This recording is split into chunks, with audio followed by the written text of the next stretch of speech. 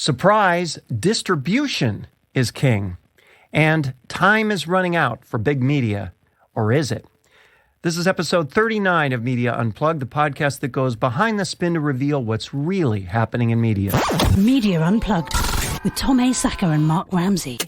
Welcome to Media Unplugged. I'm Mark Ramsey. And I'm Tom Asacker.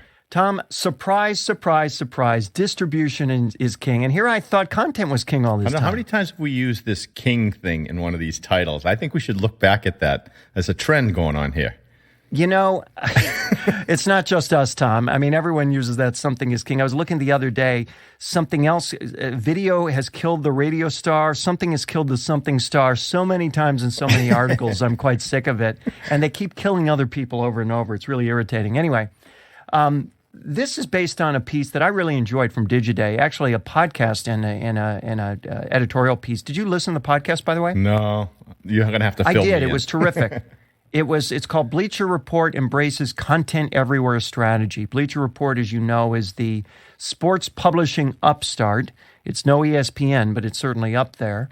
And this piece was an interview with Rory Brown, who was employee 12 at Bleacher Report. I don't know why they do those counts, right? There's some status in being employee 12. Not at the companies that are gone. No, exactly. So here's what he said. 2016 is the year that as a publisher, if you're not embracing the content everywhere approach and you're not coming up with a way to have conversations with advertisers about how you're going to bake their brands into content on these platforms, 2017 is going to roll around and you'll be in trouble. We are okay sacrificing some of these more traditional audience metrics this year in order to build a strategy that we know is way healthier for the brand, way healthier for our revenue down the road. What he's talking about is essentially saying, you know, the idea that we've got to have this home base, that everything has to be about this home base, that we've got to attract people to our home base, our home brand, whatever it is less important than making sure that we're connecting with consumers wherever they are and making sure our content is in front of them on the platforms they want to be at. Okay. You know, it's interesting because how many times have people said this? You have to be where the audience is, you know, and yes, content everywhere, maybe, unless you figured out how to make your media property, whatever your platform is, a destination. It's interesting. It's no different than like the bricks and mortar retail environment. If your storefront is in a high foot traffic location, you're good. If you're in a mall and people stop coming to the mall, you're in trouble. But you can also be Costco, where people drive out of their way to shop there, right? Now, driving out of one's way with media probably means what? Opening a separate app or watching a particular show at a particular time and day. But it's not that it can't be done. It's that it's really difficult to do. And later on in the article, he does make a case for building the brand as a destination. Yeah, let me read that phrase and then we'll talk about it. The current media wars are not going to be won on direct audience numbers. Brand is the big winner. We've got to reach as many people as we possibly can. And the best way to do that is be creating content that might live on Bleacher Report, but lives in another number of other places as well. So what he's arguing, Tom, is that yes, building brand is the most important thing, but because that brand is a trusted source, not because that brand is a destination like Costco. You see what I mean? I think he's acknowledging. I do. I see it, but I don't know, Mark. This is going to be the big. In retrospect, when we look back at these media brands, that's going to be the big question. What did it make sense to spread this content all around? You know, these different platforms, and not create this home base that people were engaged with and invested in and believed in and developed a habit around, because it's easy to ignore content that's popping up all over the place if you haven't turned that into some type of habitual, response.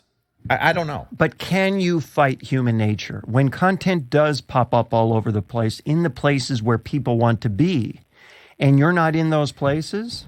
No, I'm with you. I mean, again, we come back. Isn't it arrogance to suggest that you need to come to me? No, rather listen, than me come to you? I understand that, but again, the article keeps referring to the audience, the customer, as traffic. That's what I'm talking about. This idea that this high foot traffic model, and that's fine, but it's not the only model, and it's certainly not the end game. I said it. He describes the end game when he says that the current media wars are not going to be won on direct audience numbers. Right, i.e., people coming to my website. Right. Brand is the big winner. What does that mean? Brand is the big winner. This is what. Let's say that you're putting your brand. Let's go with retail. Let's say you're putting your brand on a shelf. Okay, cool. As long as you can put it right in people's face at eye level on the shelf and get them to see it, then brand is the big winner. What if it's surrounded by store brands, right? Where they've gone out and done design and they've put it right at eye level and they've taken your brand and pushed it down a little bit. Right. Now, brand isn't such a big winner anymore. Well, because your attention's being grabbed by something else. That may be true, but isn't it also true that people have exactly that choice in a supermarket environment, and people choose brand over commodity brand every day because brand is where the power is? My interpretation of what he's saying is, look, we're going to put our content everywhere, but it's going to rise above everyone else's in terms of its glow because people have a relationship, a trust with this brand called Bleacher Report, even if they don't regularly travel to the destination by that name. Well, that's what he's thinking. Yeah, well, look, guess what? All of the big consumer product brands are all running into problems as well with this idea. and because he says, if we can differentiate platform experiences in the right way, then we can start to craft content experiences that are built for the right person at the right time, depending on the platform. You know, what he's saying is, okay, we know what the game is. Now the question is, can they play it? Can they play against everyone else that wants to play it? Right. I don't know. Right. I don't know. And it's also interesting to me, I think he nailed kind of the nub of the challenge here, because after all, this is an advertising-supported platform, right? Whether the content lives on or off Bleacher Report, it's an ad-supported platform. And here's, again, I'm going to reread this because this to me is the central element. If you're not embracing the content everywhere approach and you're not coming up with a way to have conversations with advertisers about how you're going to bake their brands in content on these platforms. No, that's big. That's big. I agree with that. That's the key. So what he's essentially saying is, look, we're not going to count on banner ads. We're not going to count on ads on our platform at all. In fact, we're not going to count on ads. We're going to count on providing services to our clients such that their business goals can be realized by the co-creation of content on any platform they want, whatever platform it is that happens to attract an audience that is of interest to them. And our expertise, our differentiated value, we argue, is going to be we have the ability to create content that works for you because we understand this audience that you care about, no matter where that audience lives. They are, in other words, part agency, part publisher, right? Okay, but now here's the problem with that. And I'm not saying he can't do it, because he rightfully is doing it. Now, let's assume now that we have them doing that, and it's not hidden. There is no barrier to intellectual and this entry point where you say, I don't get what they're doing. You can see exactly what they're doing, right? So let's say it's them doing it, and now somebody with much, much deeper pockets, with established long-term relationships with advertisers, ESPN, I don't care who it is, says, okay, we're going to do that now. And they go out to all of their with the relationships they built over the years, and they do the exact same thing. They bake all this stuff in and all that. And they go spreading all of this information all over the place. Who's going to win then? I need to see some type of competitive approach that creates some kind of barrier. Other than that, anybody can get into this game. And the guy who's going to win is the guy with the deep pockets and the long-term relationships. And the scale. And I agree with you. My answer to your question is clearly ESPN. The issue is going to be, does ESPN devote enough attention to that task? Because for Bleacher Report, it's all in. It's all hands on deck on this. For ESPN, it's, the corner office of the 50th building focusing on this one. So how much of their strategy is going to be oriented? In other words, how much how much revenue do they leave on the table for the Bleacher Reports of the world to pick up? That's going to be the answer to your question ultimately, because I completely agree with you. One can easily foresee a scenario whereby you look down the road and the infinite number of choices on the internet are really effectively monetized and controlled by a handful of players. Exactly. That's exactly what's going to happen. You're listening to Media Unplugged with Tom Masacker and Mark Ramsey. Time is running out for big media, or is it? Tom, this is from a couple of pieces from Redef, a couple of pieces that I'd like to hold in my hands, except they're so heavy because they're so many pages long. But we're going to try and boil it down. This is Redef's attempt to kind of analyze the future of big media and television from a couple of articles. One is called After TV, Video's Future Will Be Bigger, More Diverse and Precarious Than Its Past. And the other is called By Obsessing Over the Present, Big Media Has Forgotten Its Past and Endangered Its Future, but It's Not Too Late. Or maybe it is. These articles kind of begin with a conversation about the importance of attention, something you and I have talked about before. If attention is the media industry's atomic unit of currency, feeds are its mint, and the bigger the feed, the better. Yeah, I love these. These headlines are killing me. Who's writing this? You, right? Time is running out. Yeah, I'm writing it. I know. Mark, time's running out for all of us. Maybe that should have been the headline. And listen, it has run out for just about every other legacy brand. So why not big media brands as well, right? I mean, it's the marketplace is shaking everybody up. Mm-hmm. It was an insightful piece, though. It really was. And the idea that people won't read long-form content, that's crazy, because somebody had, I mean, you read it. No, you didn't read the whole thing.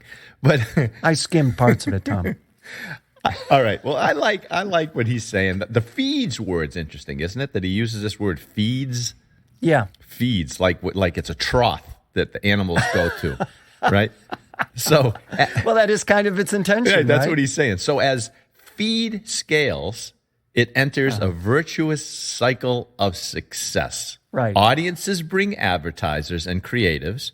Viewer stickiness brings, he says, leverage over other, over distributors and content suppliers. Right. And then he says, very interesting, perhaps most significantly, programming gets easier. And I started thinking about that. And I said, yeah, it's kind of weird, isn't it, about like TV series and, I mean, even books. We become like addicted. It becomes habitual. And in some strange way, it kind of like validates us and makes us feel comfortable, right? The characters like become part of our identity. It's crazy. Mm-hmm. I mean, I still miss Andy Sipowicz from NYPD Blue when that ended. I said, I missed those characters. Mm-hmm. So it's easier once you get people hooked to create more and more of these shows. The next show doesn't have to be blockbuster like the last one. Well, also, this is why we have so many Roman numerals in the movie theater, right? Exactly. This is why Disney is going hog wild over sequels to Indiana Jones and Star Wars, because success begets success, because scale begets scale, because hits beget hits. I mean, the goal in the music industry isn't to generate hits; it's to generate hit makers. Yeah, exactly. Because if you can generate a hit maker, the hits keep coming. No, he's right. But he's right. So he's the right lesson about here, TV too, though. I mean, right? He's right about it. But the lesson here is, as feed scales, it enters a virtuous cycle of success. I.e., the goal is to be popular. So I get that. No, listen. What's really telling? When he writes that the average home receives, what do you say, a few hundred plus channels, right, compared to like less than 50 prior to the turn of the millennium, right? So how many do we watch?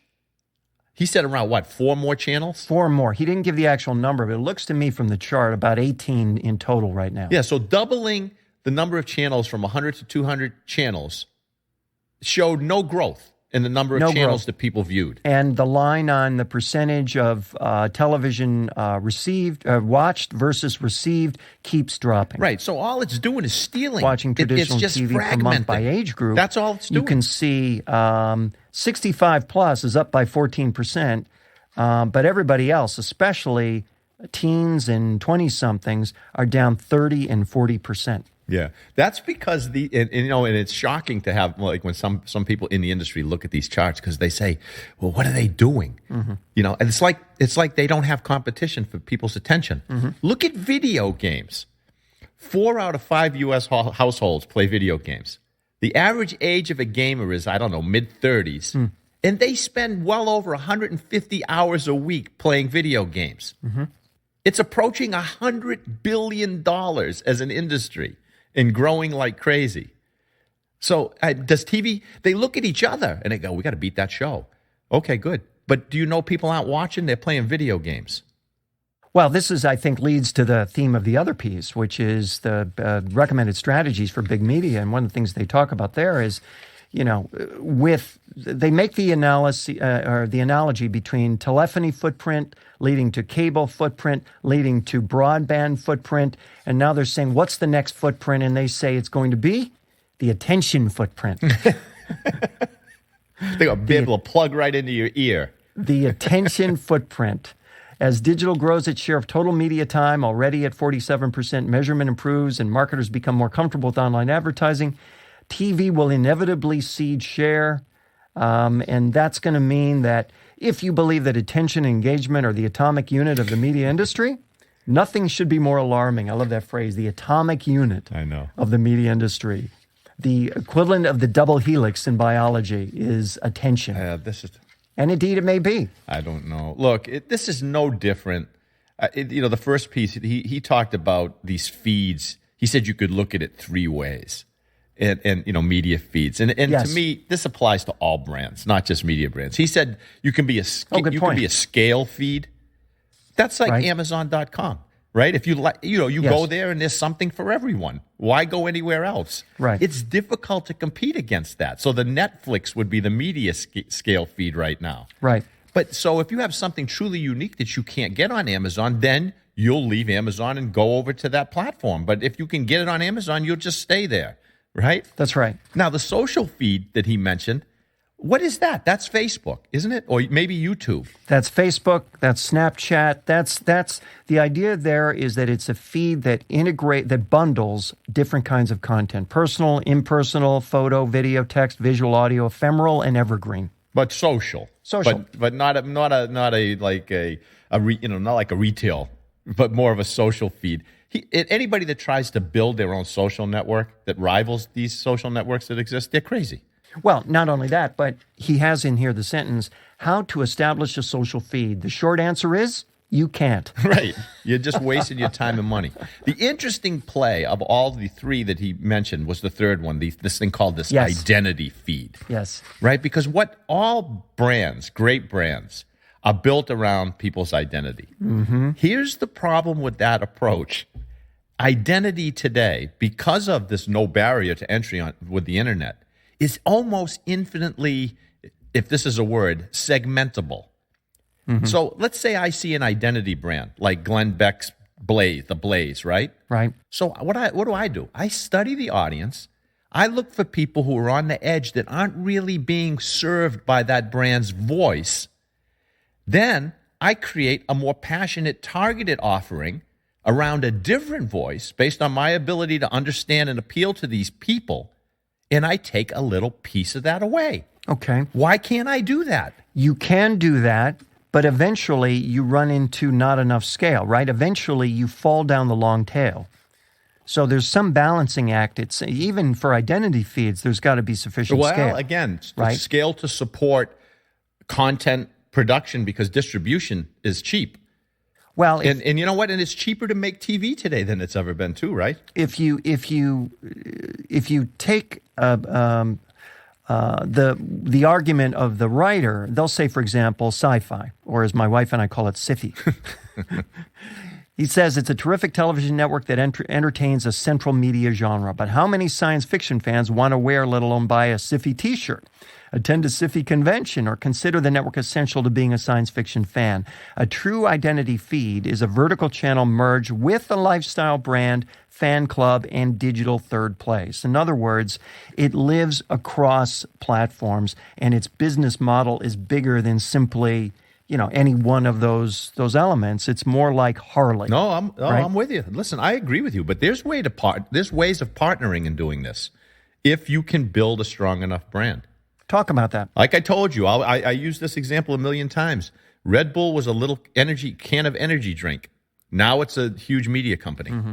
Actually it's an identity brand. Yes, absolutely. It I is. like what the author said. Boy, he was way off. The guy that wrote the second article. I'm going to quote him directly. He said, "Traditional media needs to fundamentally reframe its beliefs and strategies." He's saying in order to take advantage of this digital disruption. Here's the thing, Mark. I know a little bit about belief and strategy. You can't reframe a belief. Beliefs are not these intellectual constructs that can be challenged and replaced with more positive, adaptive ideas. It does not work that way. Beliefs are emotional constructs that are driven by some overwhelming desire. There is no corporate meeting in the world, I don't care if they've got reams of evidence in there, is going to change any executive's beliefs. See, it's not that they're obsessing over the present. It's that they really like the present. And no, right? Well, of course. Not only that, but so do their stockholders That's my like point. the present, which is why it's also hard to take these immensely risky bets about the future, because I read about it in an overlong piece on Read Well, That. that's the point. No one has been able to paint a picture of a different future for these folks that they like better than today. And that's belief. Tom, it's time for rants and raves. What do you have this week? Okay, I think this is a rant. But you can tell me. So you love movies, right? I know you do. Love 'em. All right. Have you ever wanted to go to the theater, but you didn't have anyone to go with? So, you didn't really want to go by yourself? I suppose so. All right. I'm not afraid to go by myself. All right, fine. Just agree with me so we can keep this flowing. Well, guess what? Now there's an app for that. It's a Chinese app. They've got close to 50,000 users. And the name of the app, I can't say it. It roughly translates to "Come Rent Me," where people exchange their free time for money. Not their skills, mind you, their time. So here's how it works. As a user, you browse a bunch of strangers, and then you choose someone to go to the movies with, or to maybe grab a cup of coffee because you don't want to be alone.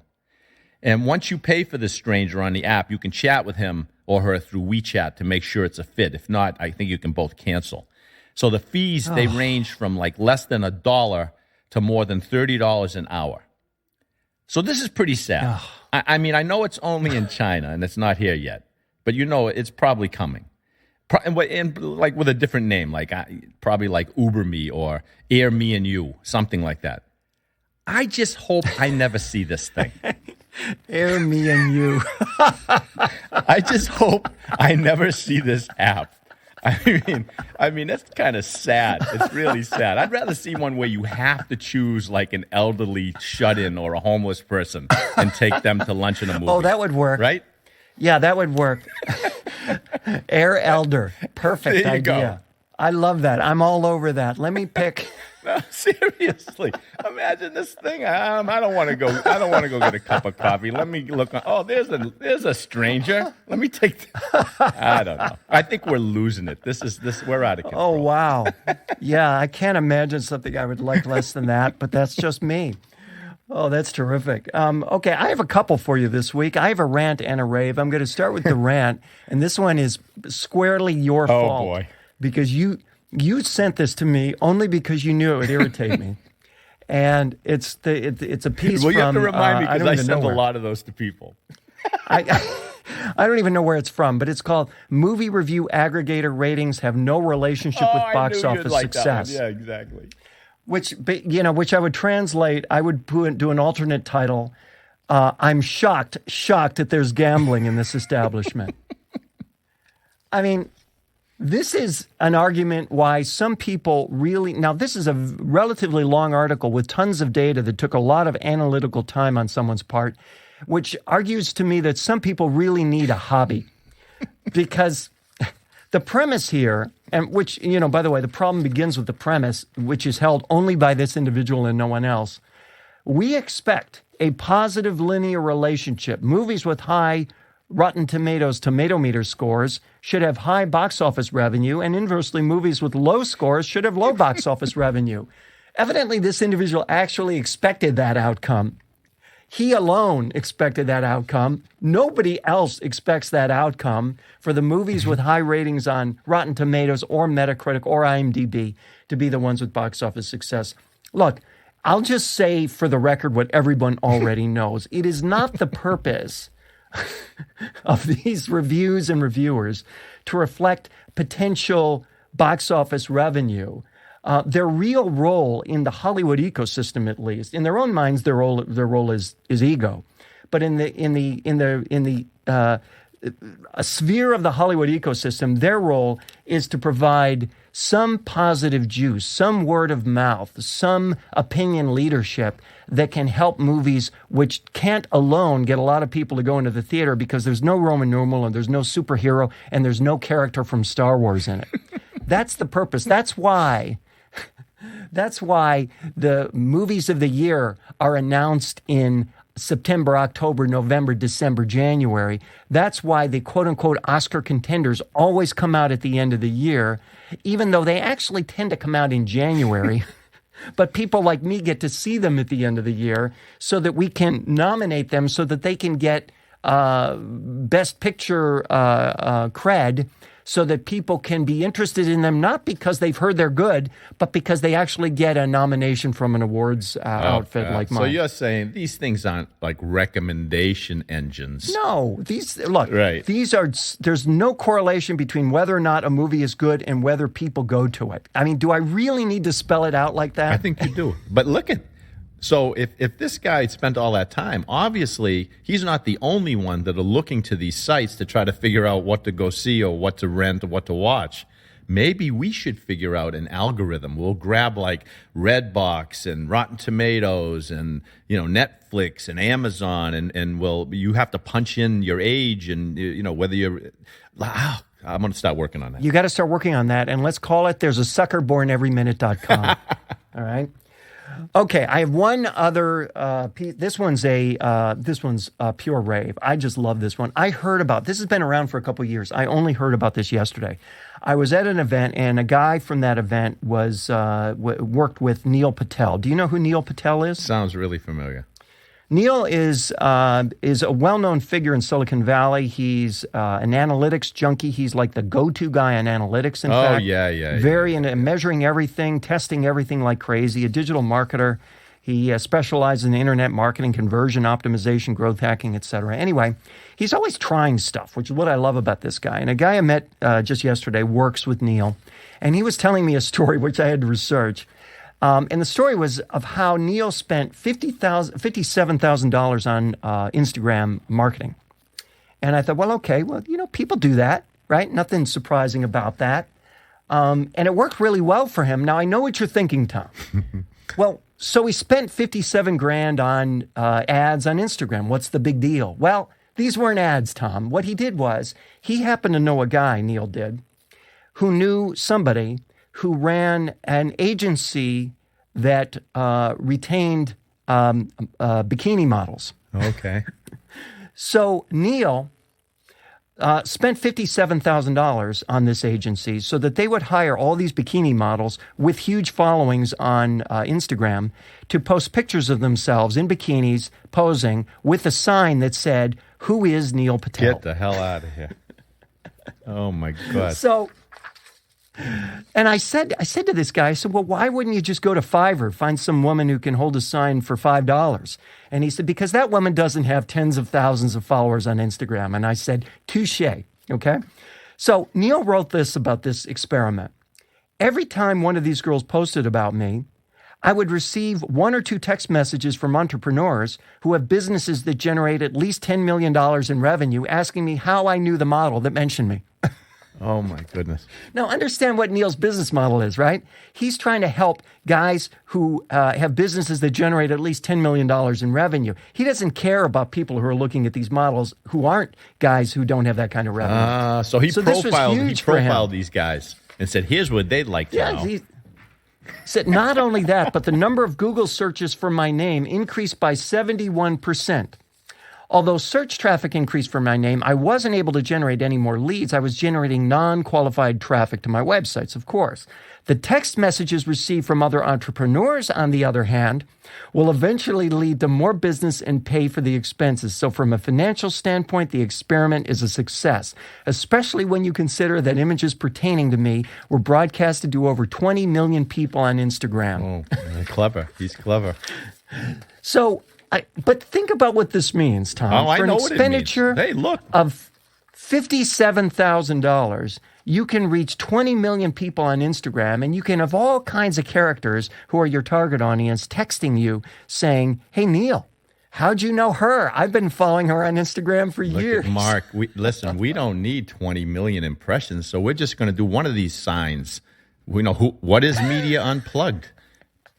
What is Media? You know what? That's an excellent idea. Just a tiny little campaign will triple the number of listeners. That's an excellent idea. I'm glad we didn't share that on the podcast because now we can keep it to ourselves.